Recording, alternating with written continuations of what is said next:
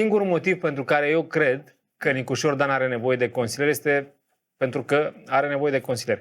O să trebuiască să reflectez, știți că tot timpul trebuie să se decanteze lucrurile. Deci tu spui că nu are nevoie de un consilier. Nu are nevoie. În primul rând că nu ascultă de nimeni. Păi lasă că totuși ascultă de cine l-a făcut președinte. Ăla e pasul 2. A treia este că nu va putea executa mai multe acțiuni simultane. Este foarte limpede. Nicușor Dan nu s-a putut ocupa de guvern pentru că trebuia să meargă în vizită în Moldova, la Cincu, la Odessa și la Vilnius. Nu poți să faci și guvern în același timp.